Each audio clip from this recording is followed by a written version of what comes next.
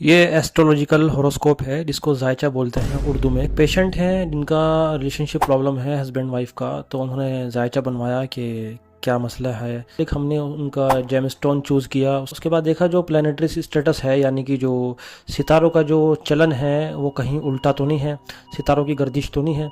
तो यूनानी इल्म नजूम के हिसाब से ये पूरा एक जायचा बनाया जाता है। हालांकि ये अभी अधूरा है, इसकी मुकम्मल चीज़ नहीं दिखा सकते। कुछ चीज़ें जो मेन है हमने इसके यहाँ रिजल्टेंट सब लिख दिए हैं। मिसाल के तौर पर लड़की का नाम ये है Misba, mother name date of birth हमने हाइड कर, जो उसका स्टार है वो जुपिटर है, जो जोडियक साइन है बुर्ज है वो सैगिटरस है, यानी कि कौस जिसको कहते हैं। इसका जो फेवरेबल जेमस्टोन है येलो सफ़ायर जो है फेवरेबल आ रहा है, लेकिन ऑलरेडी अगर देखा जाए इस जो पेशेंट है इसका जो मिजाज है उनसर है वो आतिशी है, तो उसको अगर येलो सफाई पिलाएंगे तो वो और बॉडी में हीट पैदा करेगा, जिससे काम उल्टे भी पड़ सकते हैं देखा जाए। तो इसका कन्वर्जन करने के बाद अकीक जो है इसको, ये इसका फेवरेबल जेमस्टोन है, ये अकीक पहन सकती है।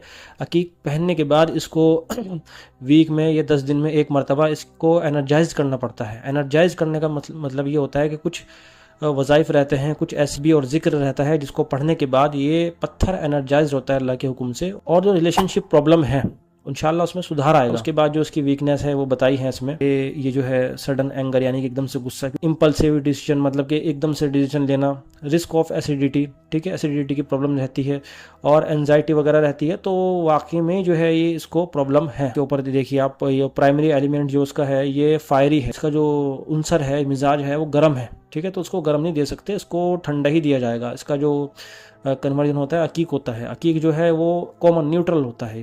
प्लेनेटरी इसका जो स्टेटस यानी जो सितारों का जो, यानी कि उसमें कोई सितारे की चाल जो है उल्टा नहीं चल रहा है, बिल्कुल सही है, फेवरेबल है। वरना अगर ये अनफेवरेबल होता तो फिर इसका अलग इलाज थोड़ा सा होता है।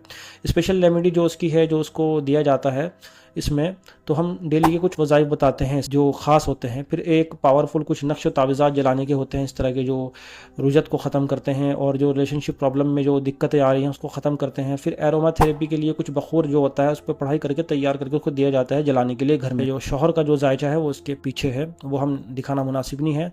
तो इस तरीके से जायचा बनाया जाता है हमारे यहाँ। अगर आपको जायचा बनवाना है या इस तरह के कोई मसले मसाइल हैं तो आप अपॉइंटमेंट ले सकते हैं।